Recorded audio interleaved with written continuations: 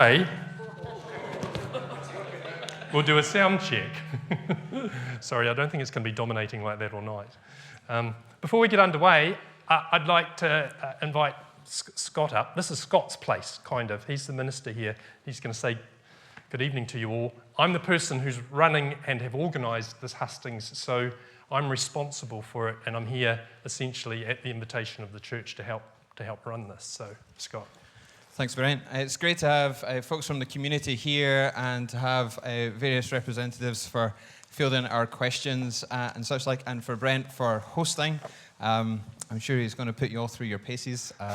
By profession, he's pretty good at that, so you can find out more about that later. So just a few things for me to say. I guess there's a safety dynamic. If you've never been in the building before, if the fire alarm happens to go off, then fire escape's here and to my left and to the right, and we gather over at the uneven car park of the community centre. So that's where we gather for fire escapes. Afterwards, we do also want to offer refreshments to the community. So if you're able to carry on the conversation, maybe you've got some questions that you want to pose to various folks, then there's that opportunity through in the rear halls afterwards as well. We are making a recording of this so that we can facilitate others in the community to hear it as well. We've asked the folks up front if they're happy with that.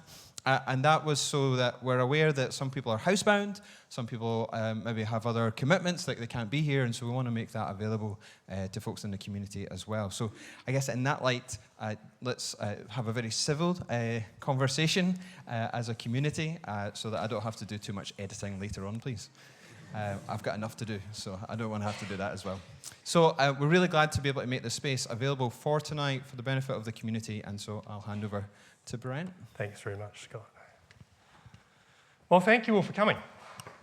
And thank you all for being brave enough to accept my stray invite when to have you along, because you must have wondered who's this bloke and why does he want us along. So thank you. And I understand that this is the first time you've all been on together during the Hustings, so that's fantastic. I just wanted to start off with a few just general pointers. I think everybody knows that I'd asked for questions in advance. That's because when I saw some of the chaos of the early Hustings on TV, I thought, that doesn't look great to me. So hopefully we can channel the questions. Well, I've got the questions that you've all provided, and I'll take the candidates through their paces in various ways. What I've asked is that at the start, everybody has a chance to give us 3 minutes or so on who they are, what their background is, and how they've got into this. And at the end, I've also said to each of the candidates that they can do their pitch. Okay, so I invited the 4 main political parties as I saw them to be in the UK. The Liberal Democrats weren't able to put up someone today. The Green candidate contacted me and asked if she could come along, and after discussing that, we agreed that you could be up here with us as well. Now this evening, Mark Tinnicliffe has also turned up, and Mark walked in and said, "Where am I sitting?" Which you can understand. He's a candidate who's standing, an independent candidate, and he asked me, well, is there not a place for me? So I've had my first interesting political discussion of the evening in talking with Mark and trying to explain to him that, with all due apologies, I haven't got a space for him. But what I have wanted to do in order to respect Mark, because he's here, is to also give him an opportunity to tell all you who he is, and he'll also have a chance at the end to give his pitch as well. So, in terms of the other ground rules, Scott's already said this will be this will be going out recording. If we've got any issues with that afterwards, we can talk about that. And a popular phrase that's been making the rounds in some circles is to say, hopefully tonight, let's see if we can disagree agreeably. So, plan is that at about 8:30, I will begin to draw things to a close and give the various candidates a chance to give us their pitch. So that's the plan. You've got to start with the plan. Let's just see where it goes. Let me introduce everybody. Rachel Kidd, Scottish Greens. James Bundy. I always want to be careful with the Tories that I get the name right. Scottish Conservative and Union Party. Tony Giuliani of the SNP. And Ewan Steinbank from Scottish Labour. Brilliant. I've got one of my children's toys, should say my children are now in their 20s, to figure out at the start how we'll let each of you go first with who's going to introduce themselves. So, ta-da! Oh no! Rachel said let the others go first.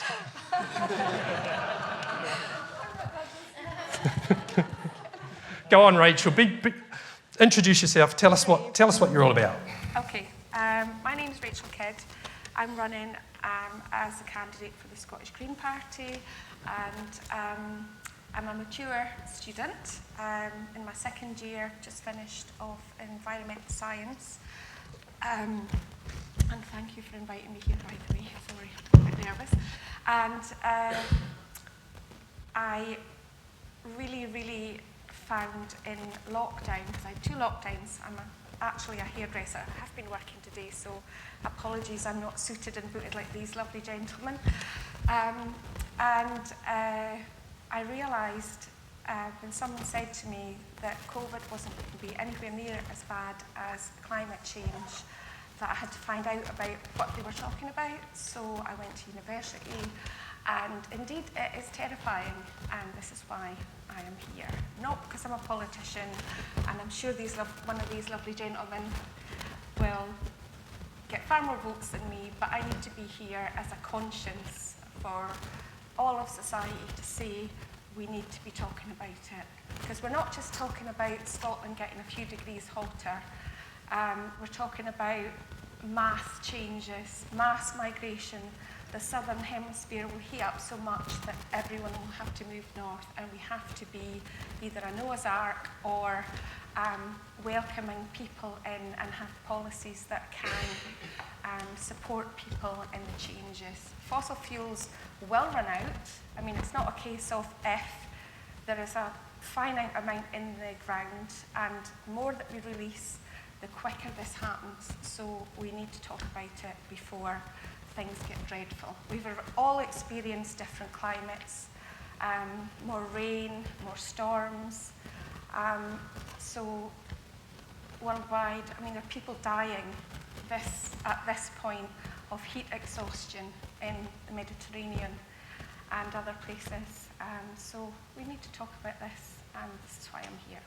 I live just outside Evenbridge. I'm not naturally, I wasn't born here. I came from Orkney originally, but I've lived here about 8 years. So if anybody wants to get in touch with me and talk to me about their issues, please feel free.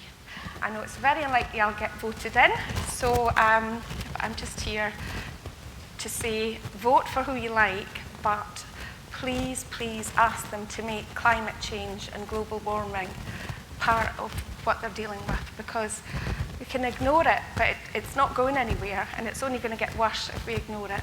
And the science, I mean, I'm learning about the science, and it's not nonsense. We're talking rising sea levels as well as heat. So great, thank you. Can I just ask?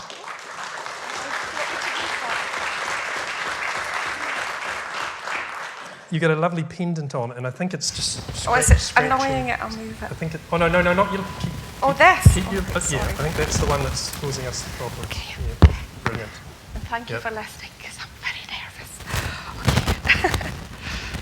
Right, next out of the box, Tony, SNP. All right. Well, thanks, folks. Thank you for organising this hustings. My name's Tony Giuliano. I'm your SNP candidate for this general election. And I really love this format because hopefully it gives us the opportunity to get to know each other a little bit more as people, because politicians, of course, we are people, even though we can often seem far removed, and I think it's a good way to share a little bit about who we are, because the person that you're going to choose as your next MP is someone who's going to go down to Westminster. This is a Westminster election to deal with issues like the war in Ukraine, the crisis in the Middle East, our future relationship with the European Union, defence, pensions.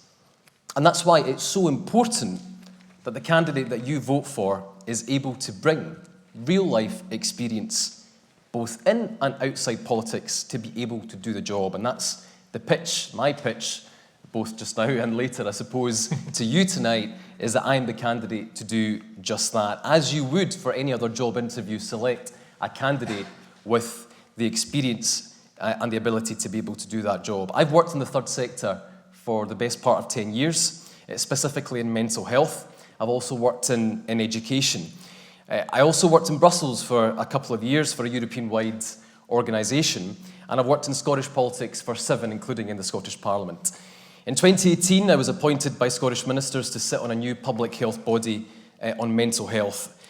My proudest my proudest professional achievement is the development of a new mental health service, which was piloted in 2 health board areas and is now being rolled out across Scotland and is helping to save lives. I've also successfully campaigned for more mental health support in our schools, resulting in more school-based counsellors and direct support for children and young people. So you can be sure that if I'm elected as your MP, the NHS will be a top priority for me. Labour's health spokesperson, Wes Streeting, said he wants to hold the door wide open for private contractors in the NHS. If he gets away with that, I know that over the next 10, 15 years, we won't have an NHS in the way that we know it now. So I would be opposing any means of privatisation in our NHS. You can also be sure that I'll draw upon my Brussels experience to campaign for an end to Brexit and build a new relationship with the European Union. Brexit costs us every single day. It is the biggest act of economic self-harm that this country has ever seen, and both Starmer and the Tories are fully signed up to it. It has put your food bills up. It's created a bureaucratic nightmare for our businesses. It's deprived young people of the chance to study abroad through the likes of Erasmus. If the SNP isn't at Westminster fighting to reverse Brexit and decades of Brexit decline, no one else will. And finally, and perhaps most importantly, you can be sure that I'll be a strong voice for Falkirk, Denny, Bonnybridge, the Braes, and the often forgotten villages who need a champion. I've been campaigning and knocking on doors every single week since I was selected as your candidate in October. I've spoken to thousands of voters. I've met with local businesses, with charities, with community groups, and I've got my teeth into local campaigns. My very emphatic opposition to the school hours proposals from Falkirk Council, I think demonstrates an ability to listen, to draw upon my professional experience, and come to my own conclusion on the issue. Because people are tired of politicians who put party before communities every single time. And there's too many politicians who make promises that they can't keep. And therefore, the only 3 promises that I make tonight are that I will be visible as your MP, I will be impactful at Westminster, and I will always put our communities first. Thank you very much. Thank you, Tony. You can see the keen political eye that he's managed to do his pitch and his introduction all at the same time. Labour, Ewan. Thank you very much, and thanks for hosting, Brett, and thanks, Scott, for allowing us the space. I'm Ewan Steinbank. I'm a Falkirk Town Centre resident, Falkirk boy through and through. I've been a councillor for the Falkirk South Ward for the last 2 years, and I'm Scottish Labour's candidate in this election. I'm going to ask one simple but very important question. Does work pay? For too long, we have seen under this Conservative government clearly that it does not. I've been out speaking to people and asking them very simple questions. Does it feel like it gets easier the harder you work at the moment? Does it feel like you're getting more for the graft you put in, day out? The bleak reality under the Tories for the last 14 years has been no. Under the Conservative government since 2010, 1.5 million more people are in work and in poverty. We need to put an end to this trend. Labour was set up as a party on the basis that the ordinary person should see the reward from their work, The last Labour government introduced the national minimum wage, which is now a critical mainstay in the fight against poverty. This time we'll go even further with our New Deal for working people. Many young people, including myself, put ourselves through university by working 0 hours contracts. My own example is I work behind a bar. Now, I love the job, I love the people, but it's clear that young people and everybody in a 0 hours contract job deserves to know how much they'll earn at the end of each month. They deserve to have a set schedule of hours. That is why Labour are committed to banning 0 hours contracts. The P&O scandal in 2022 exposed a cruel corporate tactic that has been used too often. We've seen people fired and then rehired in worse conditions, and in that example, they fired 800 staff, replacing them with agency workers. This cruel tactic shouldn't just be condemned, it should be illegal. That's why Labour will ban the fire and rehire practices. Since the Tories took a sledgehammer to the economy in 2022, we've seen rising prices, rising bills beyond all of the other impacts that have been mentioned tonight and all of the other factors. It is clear that we need a genuine living wage which is tied to the cost of living rising, and that is what Labour will deliver. You may ask me why I'm focusing on this one specific policy. I think it shows where our priorities lie and what the choice is in this election. The outcome will either be a Labour government or 5 more years of the Conservatives. Under Labour, you'll get a government who recognises the importance of fair and well-paid work as a tool for prosperity, as well as a critical one in the fight against poverty. Or another 5 years of a Conservative government who do not work in the interests of the ordinary person. Excited to speak to you all tonight. Cheers. Thank you.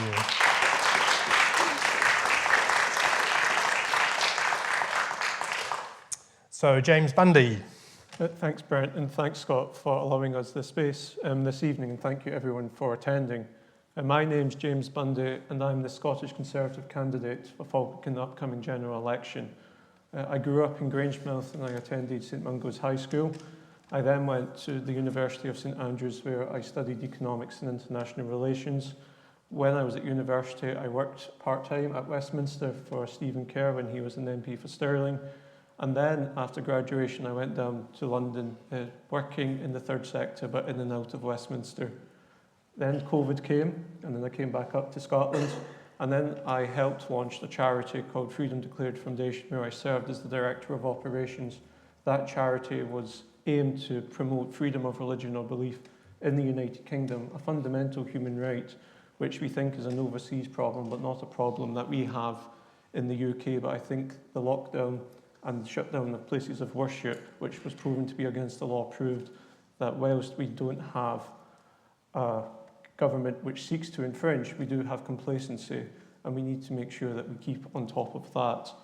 And then went back into Holyrood, working for Stephen Kerr when he got elected as an MSP, and then became a councillor for Falkirk North in 2022. And then tomorrow marks a year since probably the biggest change in my life, and that's when my dad, who was a 53-year-old man, took a fatal stroke. And since then, my family and I have been campaigning to update the stroke acronym from FAST to BFAST, to incorporate balance and eyes into the acronym. That's because my dad's symptoms were out with FAST, and because his symptoms were different, and because he didn't fit the stereotype stroke victim. His stroke was not diagnosed at the GP, paramedic, and ultimately in A&E when he was left for over 5.5 hours before the fatal stroke struck. Since then, with this campaign, I've been reaching out across party, meeting Nicola Sturgeon, Anis Sarwar, Alex Cole-Hamilton, Gillian Mackay, who's in the room, as well as people from my own party, to get change, which I think will save lives, and the academic evidence shows will save lives. I've also met Jenny Minto, Minister for Public Health, and Neil Gray, the Cabinet Secretary for Health, and they have committed to a review of the acronym and the information that frontline medics use when people present themselves with a stroke. I mention that, one, because it's very close and personal to me, but two, it shows the appetite that I have to work on a cross-party basis. Growing up in the Falkirk Council area, I know just how divided our politics has been locally, where decisions have not been taken because people have been following the whips rather than following what's best for their communities. It's time to get past that division. It's time to get somebody who's championed the community, and if elected as your MP, that's exactly what I will do. Thank you. Thank you, James.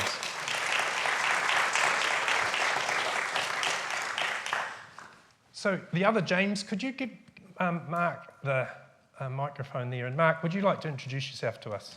Yeah, so...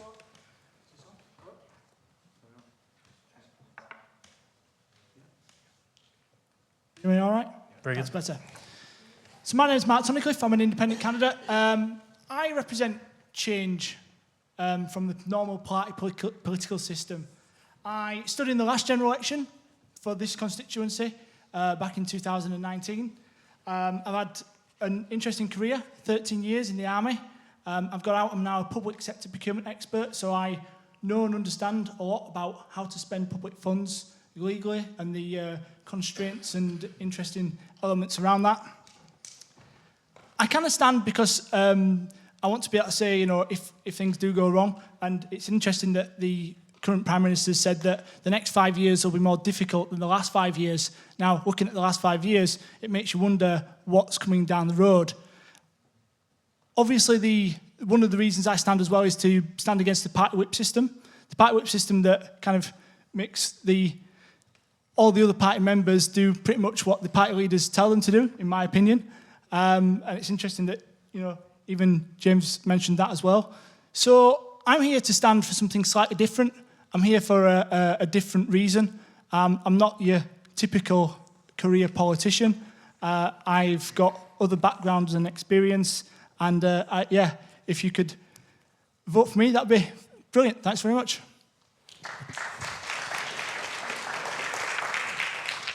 So I feel like I still want to get under the skin of you guys a bit. I did, but I'm not going to go. I'm making the rules. James, who would you say is your mentor, or who's been a real significant person in your life? I mean, it's wonderful to hear your story about your father. Who do you look to?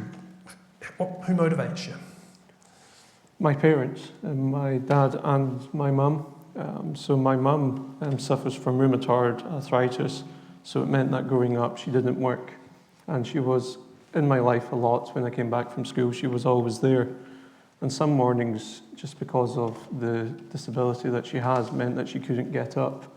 But she was always there to pick my sister and I up from school. She was always there to take my sister to dance class, always there to take me to football. She just fought through the pain, a real grifter, and that determination to serve your family out of love is something that I hold dear and hope that I replicate. And then my dad as well, first person in his family to go to university, worked his way up to just funding his own business. And yeah, in the past year, I've been reflecting on the lessons that he taught me, and those lessons actually seem to be stronger with his passing. And the absence in his life just teaches me so much about, again, grift, but also putting yourself out there and standing up for the right thing. Thank you. So the rest of you got a bit more time to figure out your answers with that one. You and... In terms of a specific mentor, I think I would have to go with both my mum and my dad as well. Might be a bit of a boring answer. My dad moved to this country when he was 17 years old from England to come up for university, and he's contributed so much to society, so much to his family, actually setting us up and living in Falkirk and trying to give us a degree of a normal childhood and make sure that we were consistently in Falkirk through some difficult family situations that I won't go into necessarily the details of. I think he's kept strong and made sure he put both myself and my brother through our education process, helped us when I had mental health problems when I was 15, dealing with depression. And actually made sure we got the support and service that we needed and the flexibility in our education to make sure we didn't suffer from it. I would say my mum did a lot for us as well, especially after I lost my job during the COVID pandemic. As everybody can probably see here tonight, I'm relatively young, probably the youngest on the stage, but we'll double check that after, James. I lost my job during COVID at a crucial point in my studies. And I was at a loose end with very little money at the end after putting myself through university since I was 17 in the hospitality industry. My mum allowed me to get back on my feet, allowed me to run for council in 2022 from her house, and then allowed me to go out and become independent on a stronger basis. Again, after setting myself up since I was 17 years old in the world.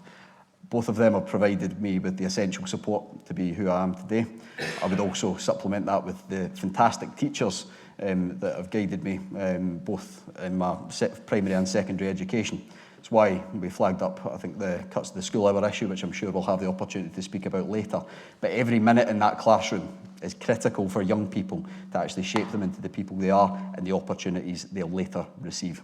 The teachers we've had in Falkirk are fantastic. Brill, I'm going to push you on. Tony, you're getting off. I'm going to say my gran and my mum.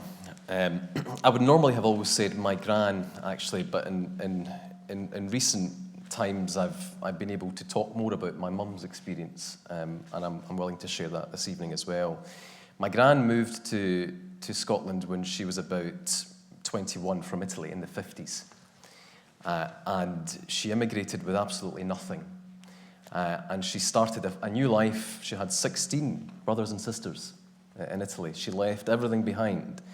And in the 50s, for a young woman to do that, to leave her country and go elsewhere and start a new life, was remarkable. She started her own, as the Italians did. They fed this country pretty well over the past 100 years or so. Chip shops, ice cream shops.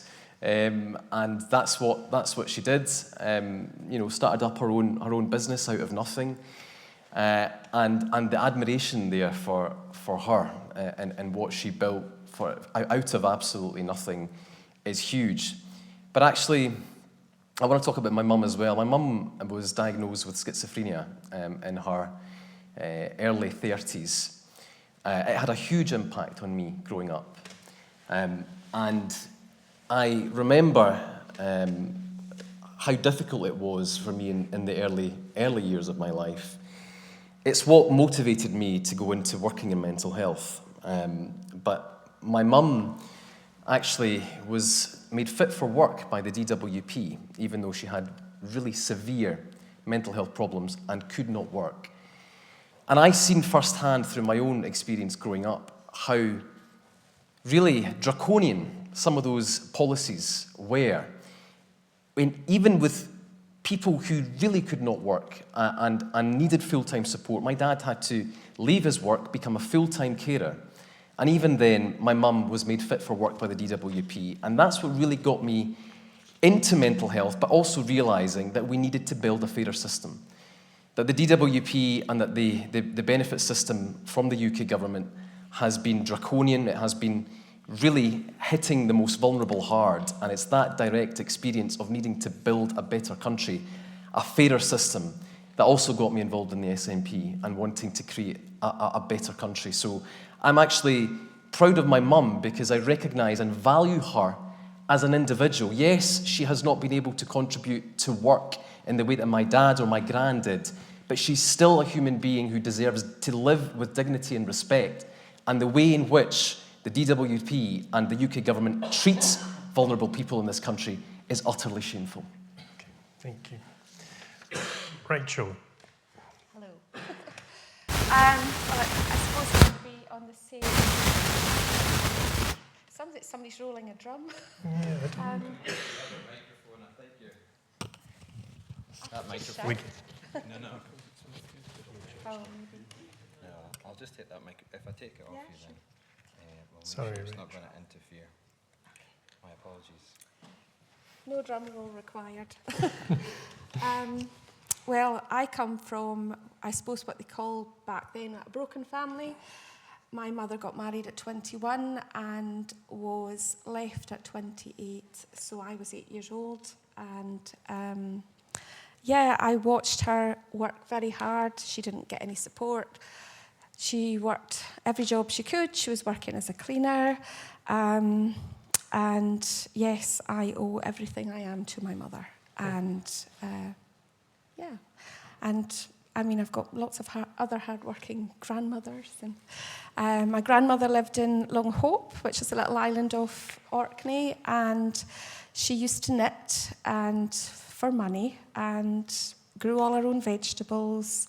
So whereas my father's side of the family, they were quite wealthy, he went to Gordonston. So I have seen both sides of the coin growing up. And yeah, I think it's made me a more rounded person.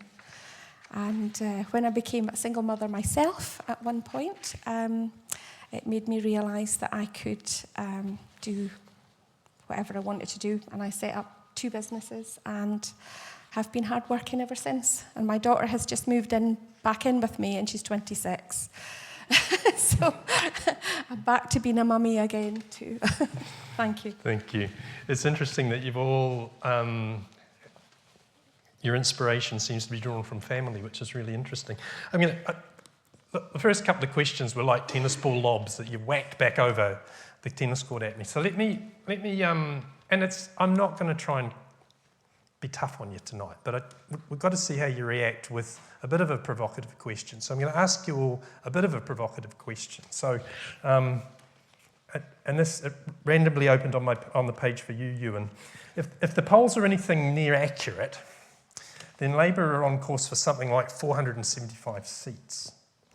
It keeps changing. So and the polls seem to be all over the place to a certain extent, which is a story for another day. What use will you be as my MP if you're an invisible backbencher in a governing party with a supermajority? Very good question. And again, I've got to get this microphone put up just so you don't think I'm stalling. I think one of the most important things a Member of Parliament needs to do is represent their local area and their local priorities. Now, I had a conversation today with the Shadow Chancellor at the Exchequer, who will have possibly more influence on the front bench than I will if I'm elected as a backbench Member of Parliament. However, the relevant priorities for Falkirk clearly require strong local representation. My experience as a councillor has given me, I would say, quite an intimate experience in what this area particularly needs. A big debate we've had at the council level has been around the sport and leisure provision that we actually require. And quite frankly, I do think a lot of that comes back to national funding and a national misunderstanding of the utility of sport in helping us be lifted out of poverty, help us, our communities, create better health outcomes. And I do think local examples from backbench members of Parliament can have huge influence if applied correctly. And what I mean by correctly is working. I would say the examples James gave were very good cross-party, regardless. Working within your own party to advocate for specific positions. Now, I believe, as I said in one of my introduction videos online, that sport is an undervalued social enabler. I think we need to be looking at how we do fund local authorities across the United Kingdom and improving those outcomes, making sure we retain that sport and leisure provision. And I think that is a unique voice across the political spectrum in actually advocating for specific issues. If we didn't have that, in a lot of examples, I think the decriminalisation of homosexuality, for example, something that as a bisexual man myself, I think is incredibly important, would have happened 10, 15 years later than it did. That came from backbench members of Parliament. A lot of issues around specific areas of mental health, for example, the examples Tony brought up, can be brought from outside of politics, but require members of Parliament who are prepared to speak to government on. Backbench members of Parliament, within government, without government, can have a huge advocacy position if they take an intimate contact if they take intimate contact with issues and properly see them through. My experience as somebody who's represented Falkirk gives me a good idea that we need greater sport and leisure provision in this area to make sure that we are tackling some of the extreme social outcomes. Koonsberg would cut you off at this point. Yes, not a problem at all. But she'd also ask another question. She'd say, you're 24? Yes. By my reckonings, if you're elected, you're going to be the baby of the house. Quite possibly. Looking forward to the media profile that allows me to advocate for the positions that I find important. Well, that's a politician's answer, isn't it? Well done. James, you're not going to like this question, okay? Douglas Ross's resignation as the leader in Scotland. The Tories have been getting a lot of flack. Richie Sunak, he looks bereft. But way back in 2011, one of the leadership candidates in Scotland was Murdo Fraser, and he proposed that the Scottish Conservatives break away from the Conservative Party in England and separate and become a central right party. Now, this has been a discussion that was being kicked around on Hollywood Sources, the podcast. Do you think that's likely, and what's your view on it? So it's not a difficult question for me because I actually wrote a piece in the Times last October saying that the Scottish Conservatives should become the Tartan Tories. And by that I meant I'm a Scottish Conservative because I want to conserve Scotland. I'm also a unionist, so Conservative and Unionist Party. But conserving means starting at home. And whilst I identify as both Scottish and British, Scotland and Britain are different things. They are different. You have your own Scottish nationality. Look at the Euros last night. It was a penalty. But Scotland has our own history, our own culture, our own scenery. And I want to conserve that. And I think, and I believe that the union helps that. But it doesn't mean a one-size-fits-all approach from Westminster. So I actually do advocate for a separate party north of the border with our own relationship. It's what we did historically. We were more successful, but it's also truer to where I stand politically. Right, I'm going to push you some more because I didn't expect that you were just going to bounce it off so well. If I vote for you, in all likelihood, in this constituency, one of these two gents is going to become the Member of Parliament. So help me and explain to me why a vote for you is not a wasted vote. It signals wanting a fresh start. As I said in my opening statement, for too long in Falkirk we have had a politics which is just focused on division. You're either that side and you never cooperate with people on that side and vice versa. And it has led to stalemate at the council. And when I got elected in 2022, I have tried to bring my party into a different direction. And by that, it was, we will not agree with the SNP on everything, but sometimes if it's in the best interest for Falkirk and that's judgment we come to, we will vote with them. And that's because it's time for grown-up politics. It's not enough to say the SNP are in power, so we're just going to cause them nightmare and vote against everything that they do. That's not the mandate that we have. The mandate that we have is to stand up for communities and use our judgment to do what's best for Falkirk, and that's the approach that we've tried to take. Okay. So in Westminster, if elected, it would be standing up for Falkirk. Because another thing that speaking to people on the ground in my time as a councillor, too many people are frustrated that Falkirk seems to be forgotten. There's between Glasgow and Edinburgh, and then there's Stirling just up the road.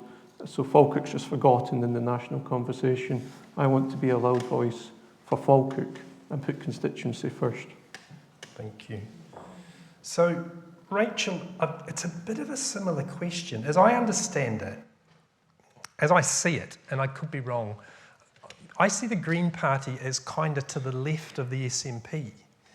Now, if the polls are right and these guys are neck and neck, if people vote for you, are you not taking votes away from what I presume would be your preferred outcome would be an SNP MP? How do you answer that? Well, I know I'm not going to get in unless these three lovely gentlemen just disappear and decide to go off and do something nice. But anyway,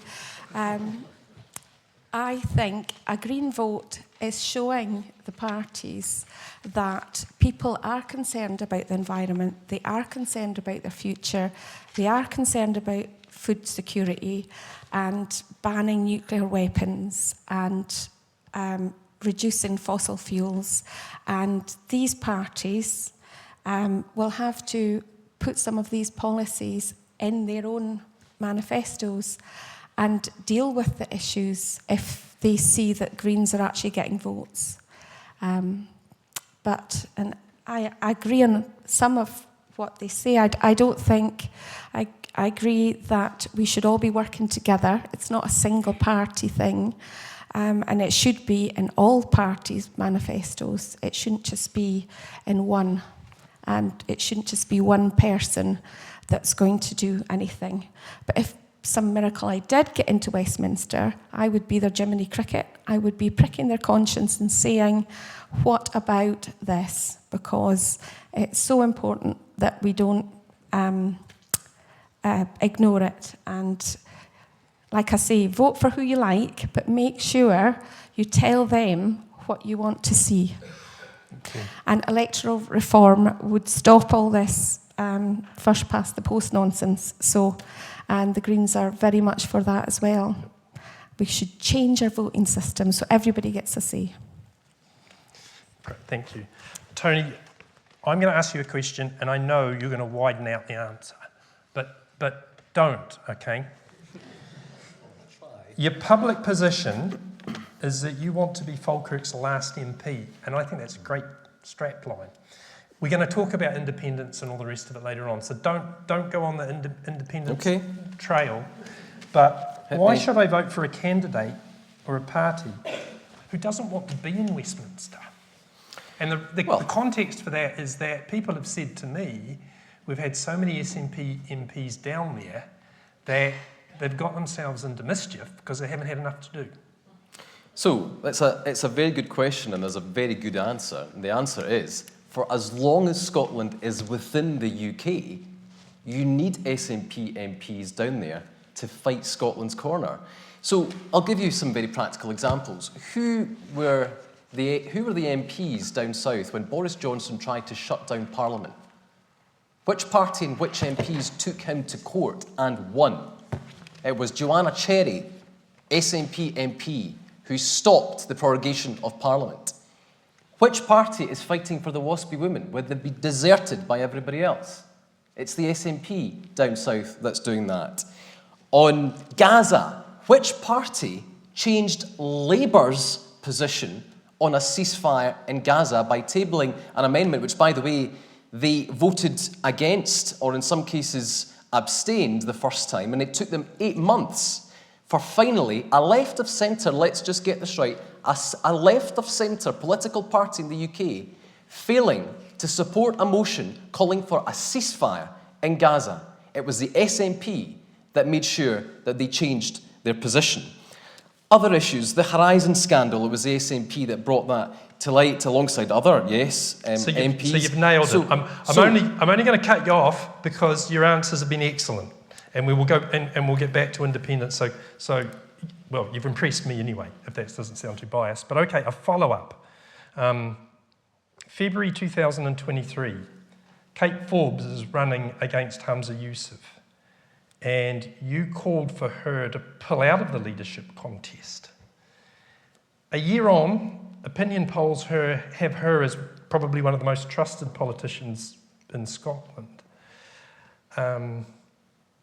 How are things going with Kate now that she's Deputy First Minister? And what's prompting the question is to try and get an understanding of how unified the SNP is or is becoming, but also where you might sit relationally with the deputy leader as well. Well, look, the SNP, as per all political parties, is a broad church. I mean, in the Labour Party, you've got Jeremy Corbyn, and they've just invited a hard right Conservative to join the Labour Party. That's pretty broad. In the SNP, we also have pretty broad, we're a party of 70,000 members. So yes, we're going to have lots of different views. I didn't vote for Kate Forbes, but I respect her views, even though, you know, there's a range of views there that I don't agree with. She has the right to those views. But the SNP is a broad church, and I think what we've seen under John Swinney's leadership actually now, John Swinney has been able to unite the party, bring the party together in a way that perhaps we haven't seen over the past year, and take the party forward in a united fashion into this election and into the next Scottish Parliament election. But I think we need to respect the fact that in leadership contests, of course, people are going to take sides. I mean, you can sit on the fence if you like, but I'm not the kind of person that sits on the fence, as you've probably gathered. So I took a very clear view as to who I wanted at the time. But we've got John Swinney as leader of the SNP. He's a very safe pair of hands. People know who he is. He's a trusted politician right across the political spectrum. And I'm excited to see what he does next. Good, thank you. So, I mean, you guys would have thought I was a pussycat if I didn't try and get a bit feisty. Right, going to move on to a bit of policy stuff now. We've got people in our community here who are involved in Christians Against Poverty. It's a charity, Christian charity, debt counselling for people in financial difficulties. And that organisation, as organisations are wont to do, have got set questions that they're keen to be put to politicians. So there's a series of them, quite keen to get your answers to be quite snappy, because we'll go into a bit of policy stuff for a bit. And I'll read the questions out and then give you a moment to reflect, and then we'll get back into my coloured balls again. What's your personal motivation for working to see an end to poverty in the UK, and what do you personally intend to do about it? Second question is, what involvement have you had in this constituency with local community efforts to support people experiencing poverty? So it's a very poverty-specific question from a Christian charity that does poverty. And Rachel? Why green? Oh, they're all green. It feels that way. Okay, so personally or party-wise? Because party-wise, the Greens want to abolish the two-child limit. They want to scrap bedroom tax and have a minimum living wage guarantee, which would all help to elevate children out of poverty.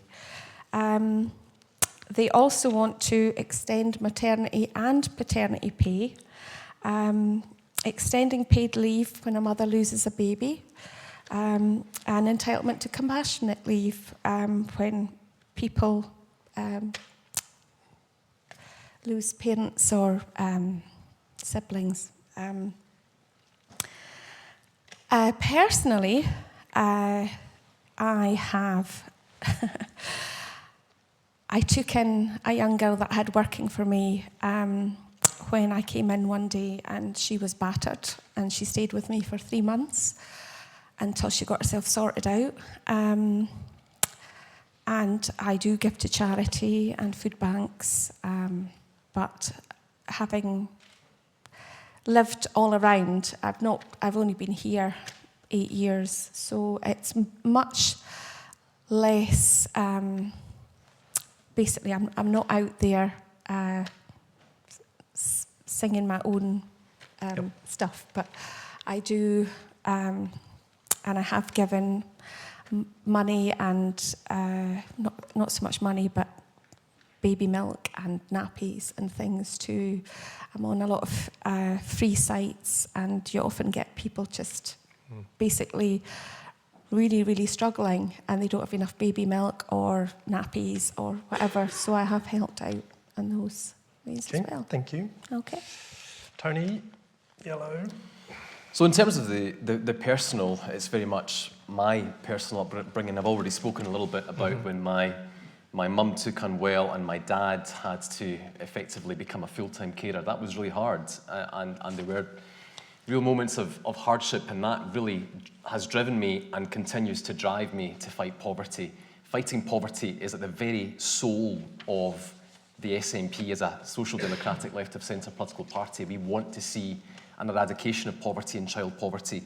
The Scottish Child Payment is a policy unique of its kind anywhere in the United Kingdom that we have introduced, and external independent experts predict that around 100,000 children will be lifted out of poverty this year alone as a result of the Scottish Child Payment. That's the kind of difference that we're trying to make and build in Scotland with the powers we have. On the other hand, in the UK, we've had 14 years of austerity, and a Scottish government that is having to deal with 14 years of austerity and mitigate against policies like the bedroom tax. People forget that the bedroom tax is still in place. The SNP government doesn't pass it on to households. It mitigates it, but it is still in place. So the question for us is, do we want to just, should Holyrood exist as a mitigation parliament to mitigate against policies we don't like from Westminster? Or should we gain the full powers to be able to tackle poverty in our country? We spend millions of pounds every year mitigating against Westminster policies that we don't like. And the truth is, that Keir Starmer is not suggesting a different alternative. He says the two-child cap must stay because it would be unaffordable to scrap it. But he's happy to keep bankers' bonuses and protect bankers' bonuses. So he can afford to protect bankers' bonuses. He can afford to protect millionaires, as they're suggesting they want to give tax cuts to millionaires, to woo voters, Conservative voters south of the border. But when it comes to protecting children, the poorest in our society, the most vulnerable in our society, they're posted missing. So for me, independence, the powers in Scotland, is about building a better country to gain the full powers to be able to eradicate poverty, to redistribute our wealth. We are a wealthy country. We don't have the powers needed to fully redistribute that wealth and build a country that works for everyone. And that's why, unfortunately, you're not going to get a change with Keir Starmer. The only change that we can hope for, is all the powers in Scotland to harness the resources, the energy that we generate in our country to build a better country. Right, I'm gonna let Ewan come back on that bit of sparring, because it was a bit of a pop at Labour, which is fine, but what's your retort to that? Realising that the question is both personal and... Yes. And... I can come back straight away on the two-child cap. We were right to oppose it, we were right to vote against it, and we will get rid of it as soon as the opportunity arises. Now, we've got two manifestos that I'll talk about here. We've got a Labour manifesto that is setting out a pathway to remove the rotten foundations the Tory government have built this country up into: low growth, low wages, not enough money in ordinary people's pockets. And subsequently, we have an SNP manifesto which is laying out how they would go back to ordinary people's pockets to try and pay for the failure of both the Tory and SNP administrations.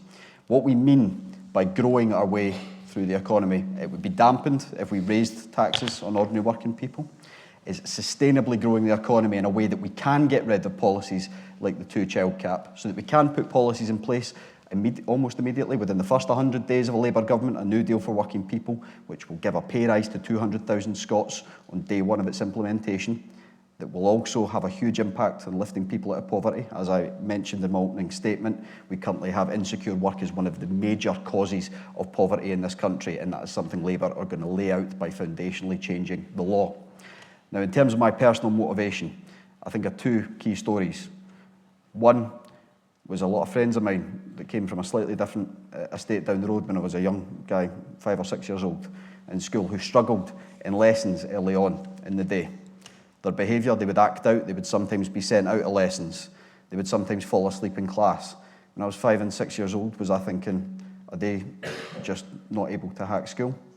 The reason was because they weren't getting enough to eat in the morning. In the afternoon lessons, they would be vibrant, they would be chatty, they'd be getting stuck into their work. We should have equality of opportunity for people in this country, and it's quite clear that the record levels of child poverty that have built up under a Conservative government, when they were at record lows under the previous Labour government, is unacceptable, and it is building. Another one was working in a food bank throughout COVID. As I mentioned earlier, I lost my job throughout COVID and threw myself into any work that I possibly could. At that point, the community infrastructure that had built up around the community I was living through, it was in the southwestern part of Edinburgh, was the only thing that was keeping people alive at that point.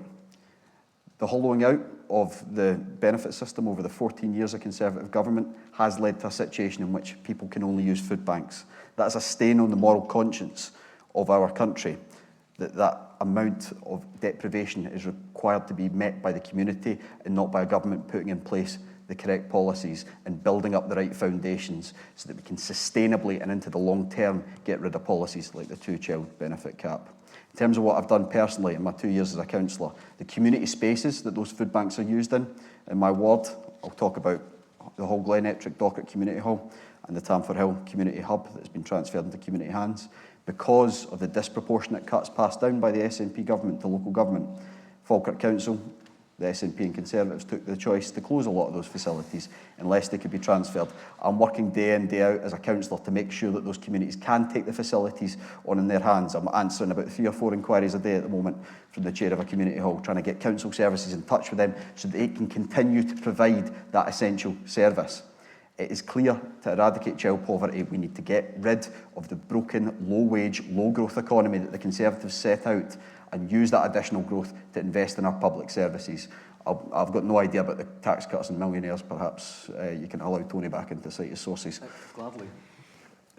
Can I come back in? Quickly. I'm really interested in how you plan to have more money for local government when Keir Starmer is committed to £18 billion of cuts to public services. That's not my figures. That's the IFS, it's the Institute for Fiscal Studies, which has made it very clear that Labour is committed to £18 billion. That's cuts for hospitals, councils and schools. So I'm really interested to see how Labour has any indication of investing in our local community centres when actually they're going to be creating even more austerity on stilts with £18 billion of cuts. So I'll let you come back, and then because we're starting to get into that whole, well, James, you'll come in after that, but in terms of eradicating the rotten foundations the Tory government have left for us, the only way I would say that we need to look to actually get more money for our public services is growth. There are 2 options here. We can hike tax when it comes to income tax, VAT, national insurance, perhaps to make up the sums in the SNP manifesto. They can give us some detail on that. We need to grow the economy. Fundamentally, we need to give more opportunities. We need to reform our planning system, and that will not come in if we just go back to the pockets of ordinary people. That 18 billion figure, as it's been wielded by the SNP throughout, has not been matched by a costed alternative. I would also say that the IFS commented that the SNP reform, the Green Party just today, have poisoned the well of this debate by not offering costed alternatives. By growing the economy, we can invest in our public services in the long term. That will require some serious reforms, such as the New Deal for Working People, putting more money in ordinary people's pockets, more money into our local economies, so that we can get back to investing in our economy. Right. Going on like this is not acceptable. That's a fair crack of the whip between the 2 of you. I want to come back to the whole tax and spend thing, if we can keep people awake for that, because what Paul Johnson came out with today has been really quite interesting, but let's give James a fair crack as well. You've probably forgotten the question, James. In terms of the personal reason why I want to fight poverty, it's quite similar to Tony's experience with my mum as well, having to fight with the DWP. She did have slightly more independence than your mum, but she again had to go through all these tests, particularly in the early years of the Conservative government. And I was growing up in the house of somebody who was Conservative leaning, and my mum made it perfectly clear her views on the Conservative government because of these tests. And that is something that has struck me quite deeply, because I was seeing it firsthand. And I think when government make these decisions from Whitehall or from the Scottish Government, there is a tendency to look at spreadsheets rather than people. And that's something that I want to change. We need people to be at the heart of welfare and at the heart of every decision made by government, and that means driving decisions down to a local level. It means that people are in the room and can shape policies, because just now, looking at spreadsheets and then having quite rigid rules about this means you're passed, this means you aren't, isn't fit for purpose. And my sister works in the DWP on the front line, and she's telling me about these rules which is pretty black and white. And people are not black and white, people are complex, and people have their own stories. So if elected, I would advocate a welfare policy which takes into account people and their backgrounds and their stories. In terms of what I've done locally, serving as a councillor, I get many inquiries. You will know that from housing. Housing is a big issue in Falkirk, and the poor quality of housing, insecure work as well. Ewan's highlighted that issue. And then the third thing is the breakdown of community, linking to the community groups that Ewan's saying, but also beyond that. There's so many community groups which were part and parcel of community life 50 years ago, which are evaporating now. and that is leaving people isolated, and isolation is the root cause of so many problems that we face in Falkirk and Scotland today. Good. Thank you. Don't worry, I'll let you guys have another ding-dong later. I want to speed it up a bit just because I've got some questions to get through, so if we can keep our answers a little bit shorter, although it was important to have a long session on that. Not saying quick fire, but some of the questions that are coming, I think have got obvious answers, but people have asked me to put them to you. So I'm going to quickly jump into defence. Trident. 4 submarines, fast lane, nuclear weapons at Loch Long. I'm in New Zealand, and New Zealand's nuclear free, by the way, so I've got that's a declaration of a conflict of interest. When I read the SNP manifesto, Tony, it said that that the SNP would negotiate removal of nuclear weapons should Scotland become independent. And I would have thought that's a truism, because I don't think the rest of the UK would want their nuclear weapons in Scotland if it was independent. But I'm having a bit of fun. What are people's views on Trident? Can I just quickly sweep around the group, starting with you, Ewan? Multilateral disarmament when geopolitics allows. We're currently in one of the most, I would say, scary periods in history, and if the United Kingdom was subsequently to get rid of its nuclear weapons unilaterally, we'd be far more subject to, I think, the foreign policy of other countries. I don't think that's where we should be. We should move to multilateral disarmament as soon as the opportunity allows. Okay, Tony? Well, I think that Trident, because of the way in which it sucked up the entirety or a huge part of the defence budget, has actually meant that the other aspects of defence for the United Kingdom has been cut to the bone. So conventional defence has been cut to the bone by the UK government, successive UK governments, as a result of the renewal of Trident. And I don't believe for a second that Trident acts as any kind of deterrent.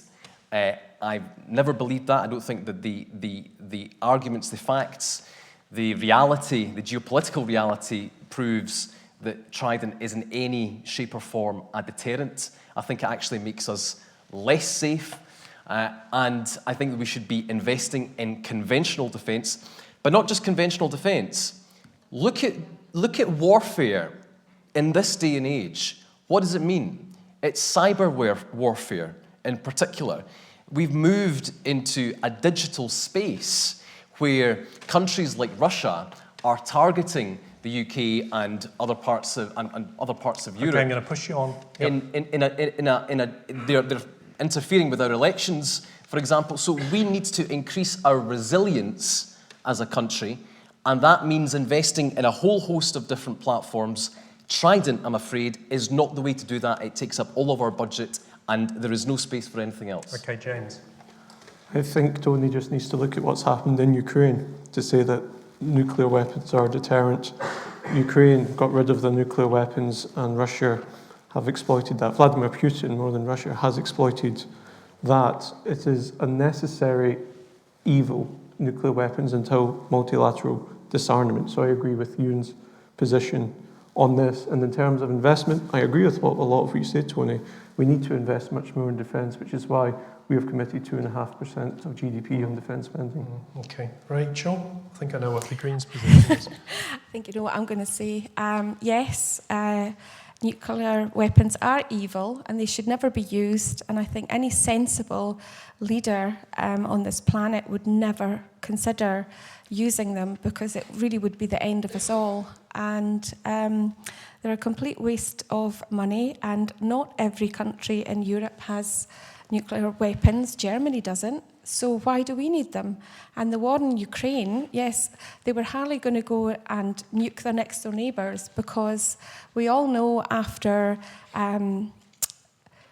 Hiroshima, and these particles go into the air and they're there for pretty much forever. We have changed the atmosphere irreversibly by setting off these bombs, and we just can't do it anymore. So why would we have something like that sitting outside our city in Scotland? I mean, you don't see it going anywhere near London. So I would just say no, they have to go. And why should we be paying for them, because we could be putting the money into troops on the ground, cyber security, things like that. So James, come back. We use them every day. Is this on? We use them every day because they're a deterrent. They deter people from attacking us. That is their use and that is their investment. I really, really disagree with that. Okay, let me move it on then. Just nuclear power in Scotland. Rachel. Well, the Scottish Greens don't want any nuclear plants in Scotland. I think we all saw what happened when Chernobyl went up, and these clouds of particles went into other countries, and people got seriously ill. Yep. There were 2 people I know. A girl I was at school with, her parents happened to be in Norway at the time, and they both died of horrendous brain tumours within 6 months of each other. So that's the Greens' position. Let me also, but before you finish, North Sea oil licences as well. The Greens are dead against issuing any further North Sea oil licences. Absolutely. Yeah. Absolutely. We cannot keep taking fossil fuels out of the ground. They are the key cause of climate change. Any of the research and the scientists show this to be the main issue with raising the temperature on the planet. Yep. So let me go back the other way. James, what's your response both to nuclear power and North Sea oil licences? So nuclear power I'm in favour of. It is shown by the European Parliament. They've recently had a vote showing that nuclear weapon is a green energy, and the Climate Change Committee of the UK Parliament has stated that we're still going to be using oil and gas by 2050. So we still need to have alternative uses of energy, and nuclear power in small nuclear modular powers, which has been rolled out across Germany, show to work, and they're much safer than in Chernobyl.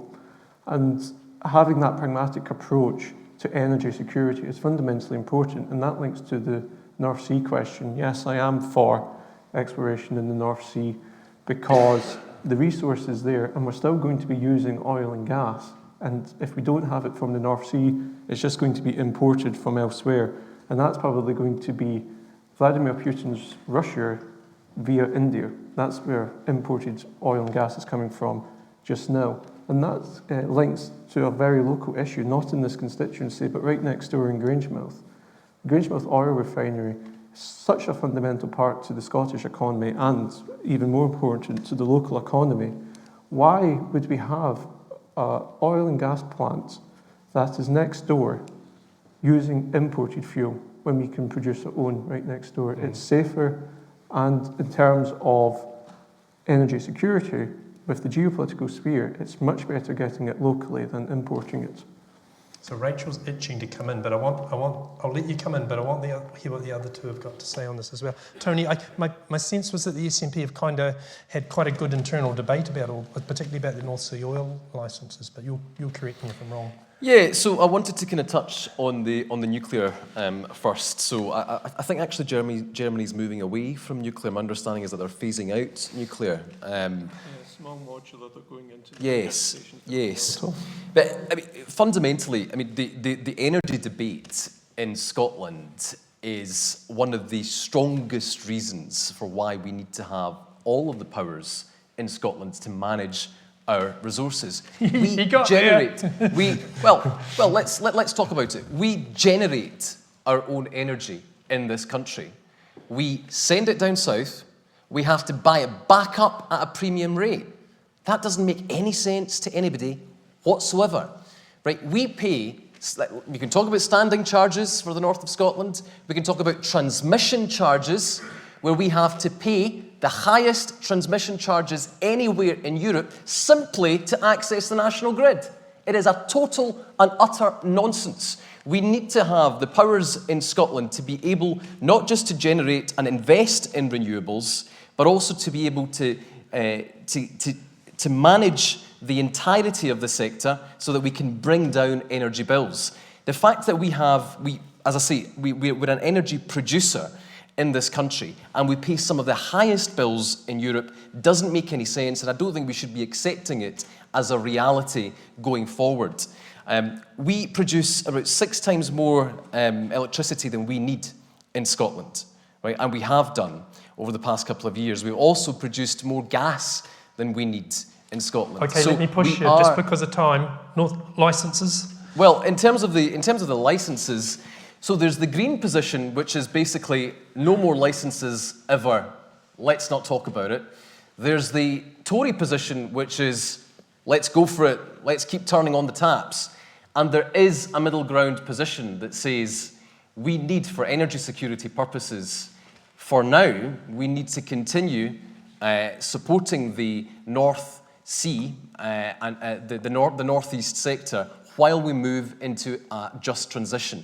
It's called a just transition for a reason. That's pretty close to what James was saying. We all remember the 1980s, right? And what happened to those sectors in the 1980s that were forgotten by the UK government. We don't want to go into that space. That's why it's called a just transition for a reason. And therefore, we can't just turn off the taps overnight. We need to make sure that we're investing in the likes of hydrogen, for example. And you're talking about Grangemouth, and in a few years' time, there'll be a new project at Grangemouth investing in hydrogen.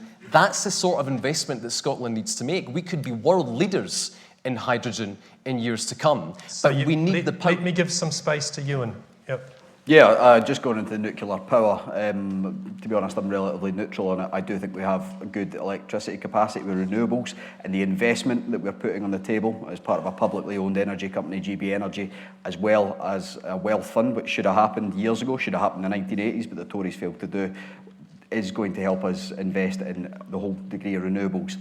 I would say on the nuclear power issue, I think there are other areas that we can explore in Scotland. However, I do think it is an option that is relatively morally neutral. I think Chernobyl, that was clearly incompetence by the a dying Soviet state at that point, and Fukushima was in a completely different tectonic area of instability, which we do not have here. On the oil and gas licences, I think perhaps a mischaracterisation of Rachel's position. I do believe you're not planning on revoking current licences, as Labour are not either. We are saying at this point we're not going to be issuing any new ones. We have lost 200,000 jobs in the oil and gas sector in Scotland and across the rest of the United Kingdom since 2013, and it is a sector that under the Conservative and SNP governments that has not thrived. Now, Labour are saying in this election that oil and gas companies who've been making record profits, we should tax a wee bit more of that money and spend 15 billion across the next Parliament in both our National Wealth Fund and GB Energy to properly invest in our renewable infrastructure. You're talking about Grangemouth. Our plan for Grangemouth in the long term is a decarbonisation hub which brings these technologies together and gives assurance that one of our sites that is essentially under threat at the moment does have a long-term future with the industries that are still going to be around in 90 to 100 years and the technologies that we are still going to be using for our energy, giving assurance that there will still be jobs in that sector in Scotland, in direct contradiction to Thatcherite policies of the 80s. I think the other parties' positions, it's not turning off the tap to say you're not issuing new licences. It's being real about the climate crisis and the reality that we face at the moment. The judgment future generations are going to look at us and say is you knew you had to shift your energy mix over to a far more renewable way of doing things. Did you take that choice? The SNP's position, and I'll allow Tony to come back in for fairness, seems to be a case-by-case perspective. Could you give us an example of a case that you would accept and a case that you wouldn't accept? Because to be honest, the public seem to be utterly confused about what the SNP's line on this. 2022, Mary McAllen said they endorsed the now Labour position, which is no new oil and gas licences. Is that still the position? Clearly not. Is it James's position and the Conservatives that we can just leave oil and gas running for the next 50, 60, 70 years? I'm genuinely confused. Okay, I'm going to pause it. I'm impressed by the depth of knowledge and the positioning, the explanation of your positions that you've all taken. I said to Rachel that I was going to give her a chance to come back in on that. I am twitching. I was born in the Orkney Islands, and the Orkney Islands are producing more energy than they're using. But they do have the highest electricity tariffs in the whole of the UK, because you're right when you say it has to go all the way down to the national grid, down in London, and then it has to come all the way back, and that's what they pay for. So although they're producing all this excess, they have no reduction in their bills. About the nuclear power plants, I'm pretty sure I saw in the news that they were terrified because the Russians had fired on one of these plants in Ukraine. So it's all very well to say they're perfectly safe, we're not going to be like Chernobyl, but if the worst happens and God forbid that Putin does decide to take out Trident, and we've got Dunray again at the top of Scotland, the furthest away as they could possibly get it from London. We can't say that it's completely secure. And the Greens would like to renationalise all the electricity networks, why it was sold off in the first place. I mean, a country should own and run its own electricity, utilities, telecoms, and instead we've got other countries and their pension pots owning it. And why is that? It's ours, we should run it because it's for us. Okay, I'm going to pause it there because I want to get on to some social issues. End of life, assisted dying. There's currently a private member's bill under consideration before the Scottish Parliament to legalise medically administered treatment that would result in the deliberate and intended death of a person. I've worded that as carefully as I can. It's known as assisted dying. Formerly it was known as assisted suicide. Some people call it assisted killing. Now, as I understand it, before the Scottish Parliament, it's going to go forward as a free vote because it's a member's bill. My understanding is that there's an intention by certainly the Labour Party to bring, or at least to look at it in Westminster. I might be wrong by the look on your face, Ewan, but my question is, can you tell us what your position would be when it comes to the introduction of an assisted dying law? And I think we should pull the balls on that one, actually. Tony. Okay, so this is a personal position because on issues of what would otherwise be known as issues of conscience, there wouldn't be a party whip position. So my personal view is that yes, I would vote in favour of the bill. I have taken quite some time to consider this issue. I think when it was first introduced, I believe by Margot MacDonald back in 2009-10, I had my doubts. At the time, I was concerned about safeguards in particular. In fact, I still am, and I would need to look at the detail of any bill that came forward because the safeguards here are absolutely crucial. So, in principle, I agree with the principle of dignity in dying, and I've seen too many people suffer in the final days, months, years of their lives. So, yes, in principle, but it is all about the detail on this one, I'm afraid. Yep, thank you. James. So, I am opposed to legalising assisted dying, and I do so because I have great fears about the safeguards, and I don't think any safeguard is safe enough. I think if you look at overseas examples where they have legalised assisted dying, you can see that rules get relaxed pretty quickly. And I think the most pertinent example for us in Scotland and wider UK is Canada, because they follow a similar political and legal system. When they introduced assisted dying, the safeguards were regarded as very safe, just as the safeguards in Liam MacArthur's bill. Over time, it has been taken to court. That safeguard has been relaxed and relaxed and relaxed, now to the point where in these countries, very young people being diagnosed with depression are being offered assisted dying. And that absolutely horrifies me. When that is happening, it is a systematic failure in society. We are letting people down. And if you also look at the data in Michigan, it shows that the number one reason why people choose to go with assisted dying is because they feel like a burden. Over 50% feel like a burden on their loved ones and on wider society. That is not the fault of the individual making that choice. That is the fault of society for making them feel like a burden. We need to invest far more in social care. It is an issue which has been treated as a political hot potato for far too long. We need to work on a cross-party basis to come up with a solution, because every one of us have seen the failure of it. So it's time for politicians to put the party political colours aside and come up with a solution that works for all. Okay, thank you. Rachel. Okay, well, I disagree with you.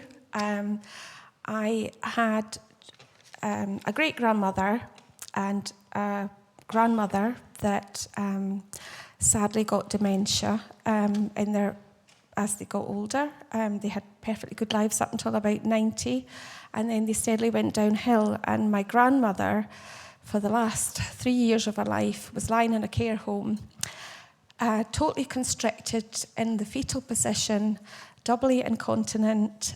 She didn't know anybody. She didn't recognise anybody. She couldn't see. All she had was her swallow reflex. And they kept her like that for 3 years until she finally passed away. She had a very strong heart. And I honestly think she was such a proud lady. When I knew her, she would not want to be like that. So definitely, I think that should be out there for whoever chooses. When you're young and fit, that's when you pick a power of attorney, so there's no reason why you can't have something written up as if this and this goes, then I don't want to be here anymore. Okay, so thank you, Rachel. Ewan. Can I say just, especially on this one issue, thanks to the other three candidates, because I think they've given a lot of thoughtful responses on this one. I was thinking, I wasn't disagreeing with you, I was just thinking to my grandmother, who I've met so many of her friends actually chapping on doors, who I didn't know, actually knew her, who passed away about 12 years ago. The palliative care given to her down at Strathcarron Hospice, which I know everybody who's here will know, somebody who's been in there, was excellent. The people who administered that were excellent. I think the conversation and the position espoused by James in terms of absolutely no disagreement. I do apologise if I've mischaracterised that, but as I understand it, does not recognise the impact that sometimes difficult decisions in end-of-life care will have on the medical professionals who are administering that care. I think, as a matter of conscience, and obviously there'll be different views within different political parties, especially on this one, and it's why it's right Labour have set out that if this is permitted as a debate in the Westminster House of Commons, it will be a matter of conscience and a free vote. I think I would vote in favour under the strictest possible circumstances. I think, highlighting James's example, I would say that there do need to be exemptions where it would not be permitted for purely mental health reasons. People who potentially haven't been given the full breadth of care that is available to them. I would say in terminal end-of-life circumstances where it is fully the cognitive and lucid choice of the person, I would be in favour and under those circumstances, but it would need to be strictly applied, so it would only apply in those circumstances. And I would vote in favour of something that stated along those lines. That's perhaps the detail of the answer I can give. No, thank you, and you've all really approached the question with real sensitivity. I thank you for that. I've been wrestling with how to frame a question on gender ideology, but I was kind of saved by a question that came in from, I don't know if they're in the audience, but I thought it was a very helpfully framed question, which got me out of having to frame it myself. So I'm going to read it to give context to the question. This is from someone who's written, like many women, I've watched with dismay as public institutions have dismantled basic safeguarding principles in the name of the ill-defined concept of inclusivity. Gender ideology has been introduced unchecked into the civil service, the NHS, schools and other services without proper scrutiny or equality impact assessments being undertaken.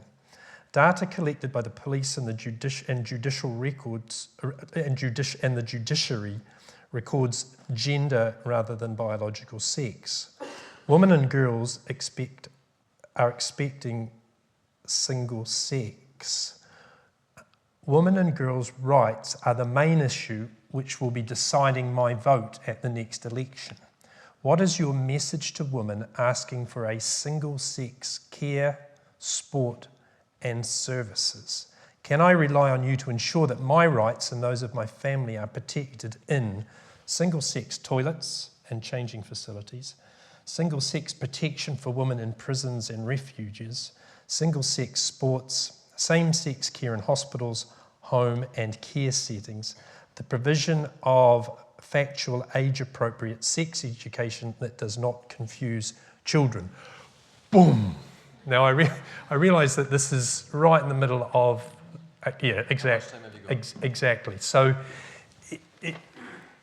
it's quite difficult to narrow down the whole question of gender ideology. But I guess the question is, what's your position on essentially the expansion of gender ideology, for example, through the gender recognition certification and the whole process that's been involved in there. I realise it's a hot potato, so all the balls are falling on the floor.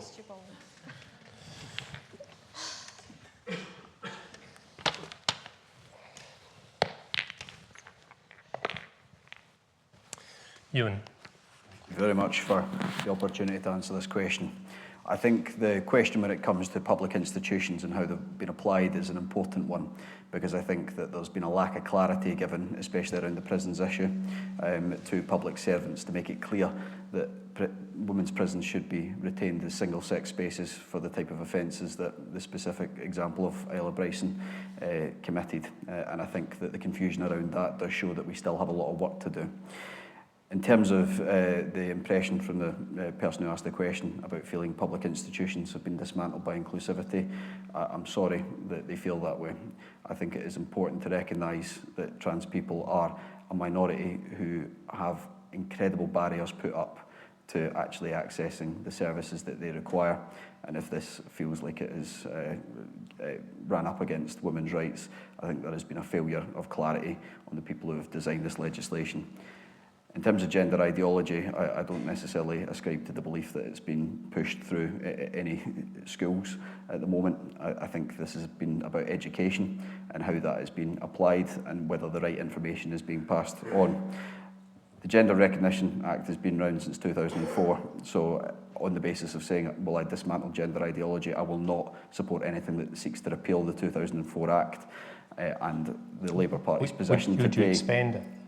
The Labour Party's position is that there would be a 2-year period of reflection as opposed to the medicalised, and I would say over-medicalised process that there is at the moment. A panel of doctors currently need to tell a transgender person and assess their case, which I would say is over-utilising. Our process would be a confirmation by one medical professional in order for a person to access a GRC and then not having to go through the inhumane process of proving that they have lived for 2 years in a specific identity and holding their life in limbo. I think the question also asked about medical settings, sports settings, home and care settings, so I'll try and answer that one at a time. I think the case of Isla Bryson did show that we still have work to do in giving clarity to public institutions around what is and isn't permitted. I don't think Isla Bryson should have been housed within the women's prison complex. On sports, I think we need to work with the institutions who are experts within this specific field to make sure that the clarity in their guidance about when people can participate and can't participate is clear, because they will know what gives a sporting advantage or disadvantage. In terms of toilets and changing facilities, I'm unclear whether this is prior to somebody receiving a GRC or after receiving a GRC. In terms of somebody who has received a GRC and is living within their affirmed gender, I think they should be treated for all intents and purposes as that affirmed gender. Yeah. In terms of the sex education question, I think it's a really important one. There are two educational outcomes I want to seek when a child goes into an education setting, and it's that they understand safety and they understand consent. I think if we over-prescribe the limitations that teachers can actually pass on to young people and children, I would say especially at an age-appropriate time, which usually, I believe, is early into their secondary education, and we're telling them that they can't necessarily delve into topics or answer questions, we are potentially running the risk of that young person not learning about safety and consent. I think we need to trust our teachers that they will be able to impart accurate information and be able to achieve the outcomes of teaching young people about safety and consent. If anything isn't age appropriate in the current curriculum, I'm happy to look at examples and hear examples in that specific way. But I don't want to see us getting so concerned about what's being imparted at schools to the extent in which young people don't come out of school learning safety and consent, especially as they become young adults. The risks and the possible outcomes and the adverse outcomes that could run from that could be a perpetuation of misogyny in society, a perpetuation of more sexual assaults, a perpetuation of bad relationships forming, which education should seek to correct and create a better generation. So I'm going to pause here. Yeah. It's my fault for asking this question at this stage. I realise that. Very closely aligned to what Keir Starmer has I've heard him saying, actually, which is not surprising but very considered. Thank you. Rachel. Okay. Well, the Scottish Greens are very much about inclusivity and human rights, and they also have, they want to eliminate discrimination against women. So it's not a case of we want to exclude anybody or include anybody. It's just everybody, every human being has a right, and we should respect that. I mean, nowadays, I don't know if any of you have gone into swimming pools. They've often got communal changing rooms anyway, because often it's dads that are taking their children to the swimming pool and not the mother. You know, roles have expanded. So, yes, of course, people should be protected. Men too should be protected to be able to go into a toilet and not get assaulted by anyone. But that really isn't anything to do with the Act. A family member works in a prison, and if a prisoner comes and says that they want to identify something else, then they just get put in solitary. They don't get any special treatment or put in a separate prison or put in with women. That just doesn't happen. So as far as I'm concerned, as a woman myself, women are safe and our children are safe. I mean, our children nowadays are exposed to so much on social media and all the different things they do. It's important, like Ewan said, that they've got someone to ask questions to and that they're safe and they've got consent. Okay, thank you. I'm just trying to move it along. Tony? Yeah, actually, there's a lot of agreement here with my colleagues on this issue so far. I would highlight that the Scottish Government supports the single-sex exceptions within the Equality Act, which allow for trans people to be excluded when this is a proportionate means of achieving that legitimate aim. So that's contained within the Equality Act. So that depends on the setting. And I think going back to the point that Ewan was making around trusting our professionals, whether it's in schools, whether it's in the prison service, to be able to make those judgments and based on the criteria that they have, it's really important that we trust professionals in this. as well. On a broader political point, I would say this debate, unfortunately, it has led to what is known out there as culture wars, right? Perpetrated really by certain politicians on the right wing, let's say, on the right and far right wings of UK politics. And sometimes the language is really unhelpful, because at the heart of this lies a minority group of people. But Joanna Cherry would take issue with that if she was here. She would, and I would disagree with her. Okay.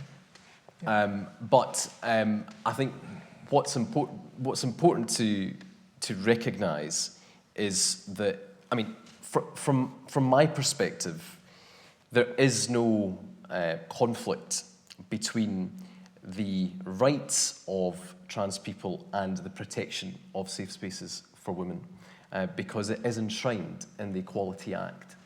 But what I would say is that the debate that we largely see online is not conducive to good policy making. And I think what I would urge is everyone from all political parties to be able to work together to build a society that works, that is inclusive for everyone, where women and girls feel that they are protected and that safe spaces exist, but also where trans people are able to live their lives in full. And that requires all of us, an effort from all political parties right across the political spectrum to try to make that happen. The other thing I would say is that in terms of the harms that women face, very often trans people and women have the same perpetrator, and that is harmful men who abuse and they target women as well as they target trans people. So both women and trans people often do share the same perpetrator. So how do we address that? Through prevention, through talking about the patriarchy that still exists. Patriarchy still exists in our society. And addressing really what that means around full equality for women, which I don't think still has been realised. So we're getting into a space where we're blaming trans people for a lot of things, whereas actually we need to take a step back and realise that toxic masculinity, harmful masculinity that is leading to gender-based violence, right? Gender-based violence, which is a huge problem in our society. How do we tackle gender-based violence?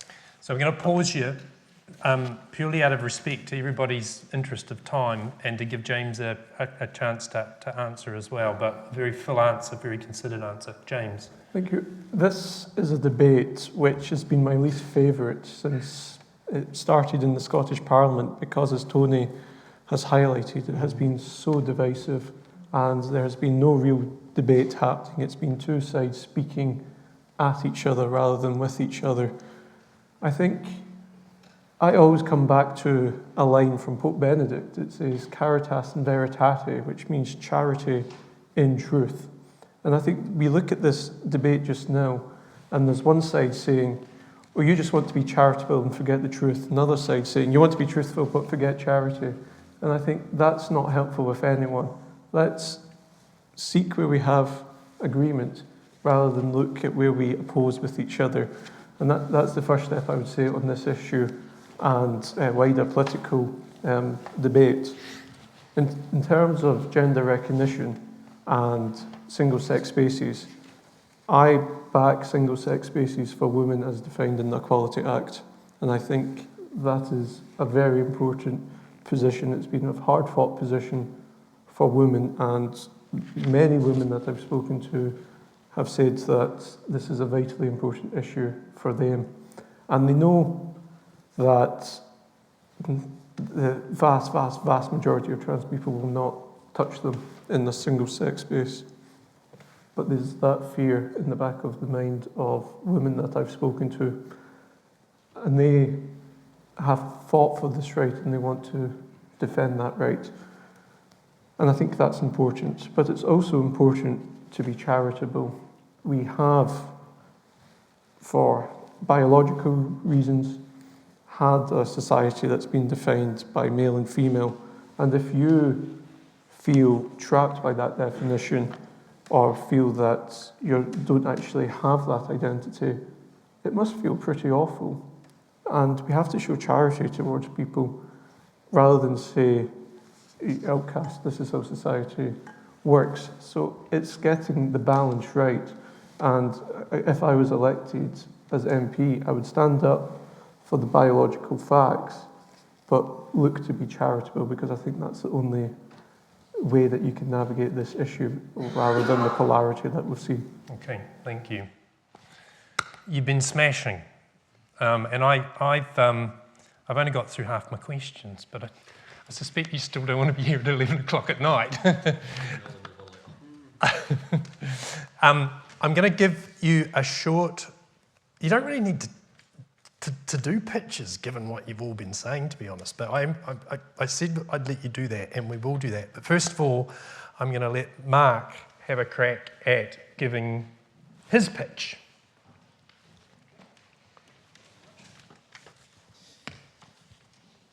Okay, so I think we've all established that party politics is definitely an issue, and I think we've heard tonight a lot of party lines being spoken about. The devil is in the detail. To be quite honest, I'm not sure any of us are much better off for having listened to that, my personal opinion. So one of the things that I want to say as well is that no vote is wasted, whether that's for me or for the Greens or for Lib Dems, any other party. It's not, none of it's a wasted vote. It all gets counted. And if we really want to make the difference, we've got to be brave in how we vote. I've been a campaigner in and around this area for a long time. One of the things that I've fought against is 20-minute neighbourhoods, for example. And I'm sure some of you here today recognise me from doing things like that. But I think in the main, it all comes down to this question. Who do you trust? I think that the Green Party tonight here have been really sincere. I'd like to listen to what she said. Independent. Yes. Yes, that's right, yeah. Yep. Yeah. So, so just to be clear then, I am an independent. I'm looking at forming a different party, a divergent party, but that's the logo I use. So, yeah, the question, who do you trust? Who's the most sincere? Who's going to listen to you guys and actually take on what you think rather than what they think as politicians themselves personally? I know I'm going to set up a website if I'm elected to get your say so that you can influence my votes. Because my opinion on it is I'm just one of you guys. I'm just one of many people around here, right? I need to listen to you. I'm here to represent you. And I think that that's what's lacking in the party political system and politics today. So I'd like to thank people here for giving me the opportunity to at least speak. It'd have been really, really appreciative if we'd been invited. I know a number of other candidates weren't either. That's slightly disappointing. And I'd be happy to take questions and speak to anybody today after this event. Thanks. Thanks, Mark. Thank you. And thank you for the way in which you've been respectful, even though you've been disappointed that you've not been invited up here. Let's keep it short and snappy if we can. James? Yeah, thank you, and again, thank you all for turning out this evening. Tonight I've tried to show that a vote for me is a vote for a different type of conservatism. It's conservatism which focuses on Scotland and conserving what we love as a nation. Mark talked about everyone up here following party lines. I'm sure if the Chief Whip of the UK Conservative Party was up here, he'd be horrified that I was calling to break up the party. But that shows that I am somebody who tries to think and look at the issues and reflects and not just follow what my party leaders and whips are saying. So a vote for me is somebody who's been brought up locally, went to school locally, serving as a local councillor, and is determined to stand up for the constituency, listening to people, having their own free thinking rather than just following the party lines. Thank you. Thank you. Rachel. Thank you for listening to me, and I hope I sounded like I made some sense. Basically, I'm not a politician. I am, just like you, I can empathise with lots of different scenarios, because I've been there. I've been the single mother. I've been brought up in poverty. I've seen wealth, and I've also been a business person, and I haven't done anything like this before, but I really, really feel strongly that we need to look at fossil fuels, and that is what the Green Party want to do. They want to end the licences, and I realise that we've all got cars and lives that rely on these things, but it is a finite source at the end of the day. There is only so much oil that is in the earth. So at some point it will run out. So at some point we have to look at other things that we're doing and become more self-aware, less wasteful. The amount of plastic that's around. We're all concerned about that. We all go out to our recycle bins at the end of the week and think, how did that get so full? But it's something that we have to do across parties. It can't just be the Greens or the SNP or Labour or the Conservatives. We have to work together in parliaments, and we have to work together across countries and continents. So it can't just be, it's not about one person or one party. Thank you. Thank you. Thank you. Tony. Oh, I don't need it, sorry. I'm already mic'd up. All right. Thanks so much for organising this hustings this evening. It's been great to speak to you all. So let's start with the good news. Rishi Sunak is coming to an end. He's finished. 14 years of Cameron, Clegg, May, Johnson, Truss and Sunak is finally coming to a close. So now our attention must turn to what comes next.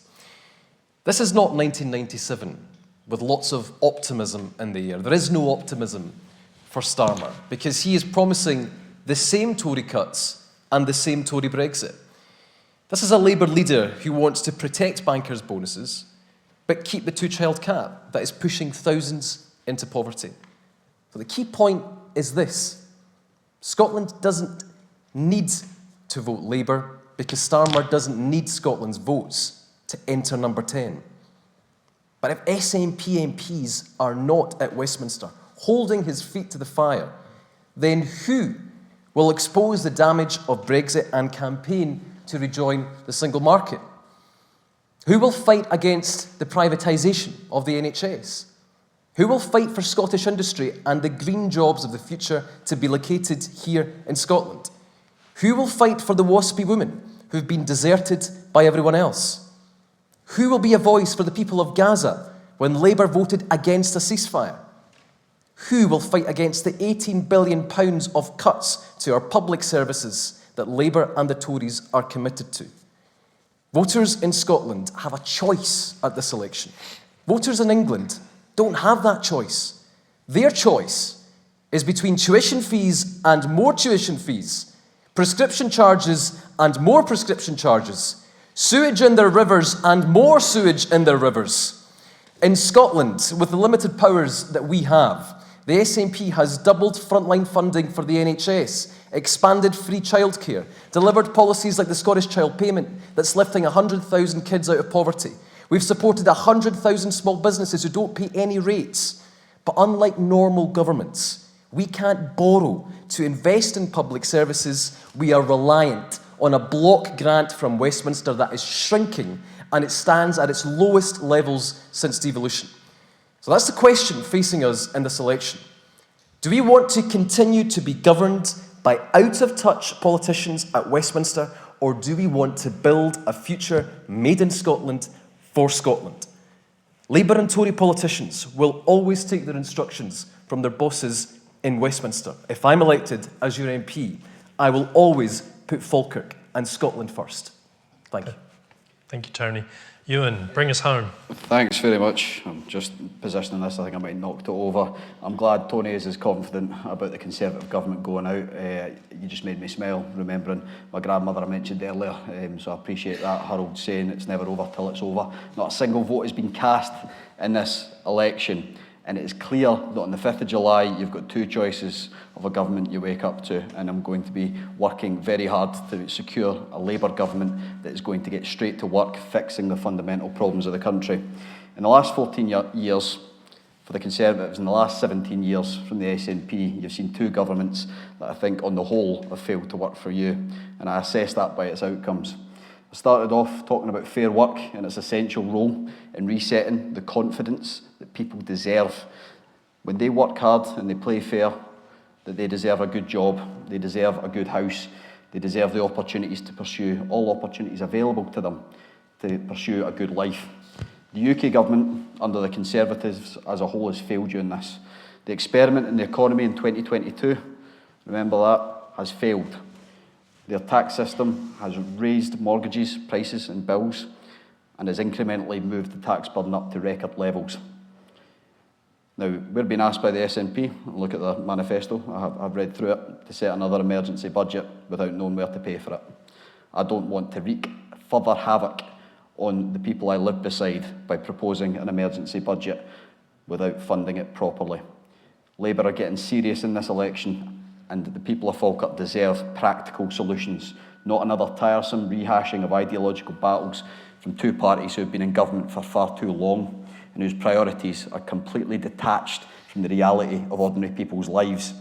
It's the government's job to set the country in the right economic direction and to provide a route to prosperity.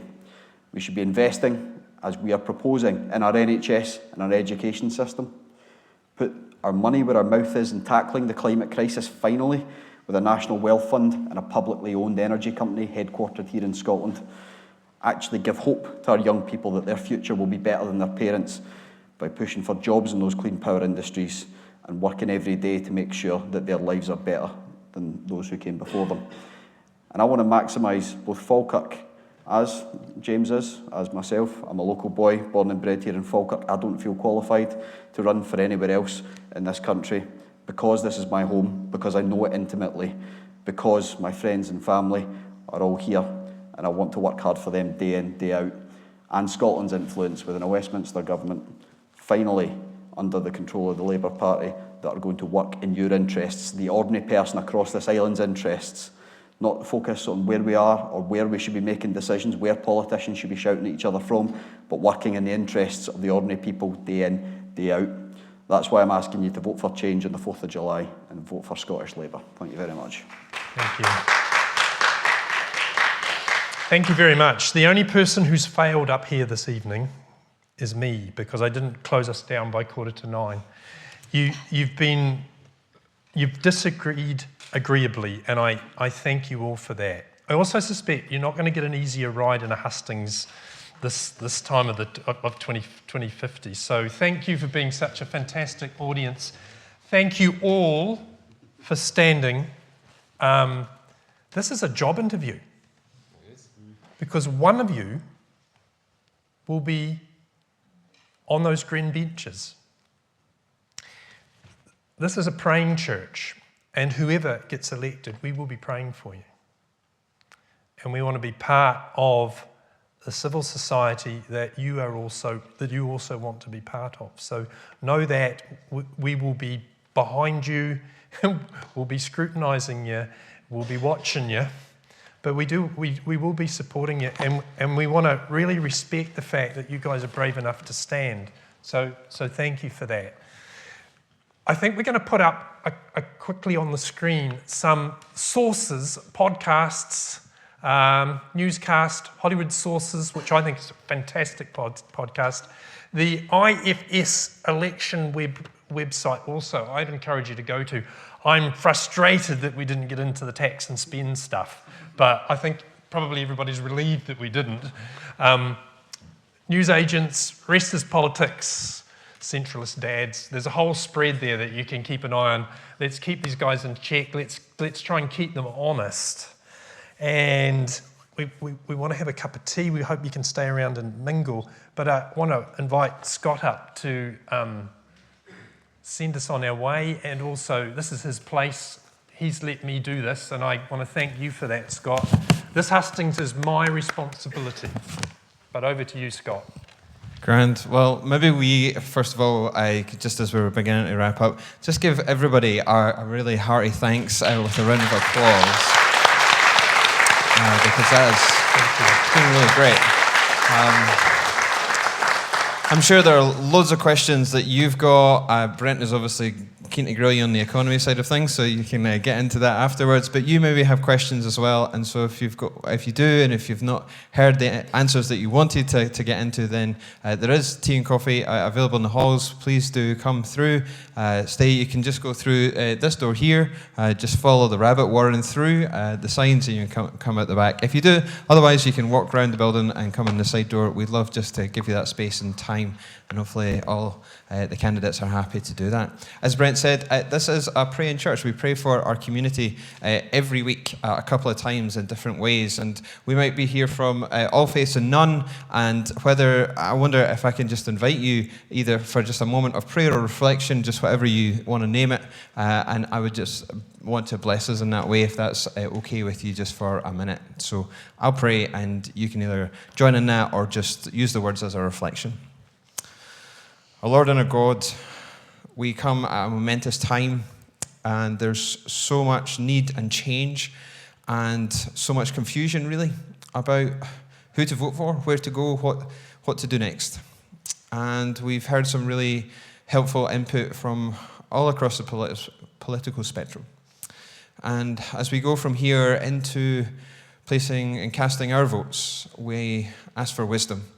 We ask for good leadership of our country to go forward and build a better society, a better world that sees flourishing for all. So be with us as we go from here and into the rest of our week and into the rest of this election. And I ask this in Jesus' name. Amen. Amen. Thanks for being with us. And Brent, thanks for hosting and grilling. Maybe we can appreciate our host as well and give him a wee thanks as well.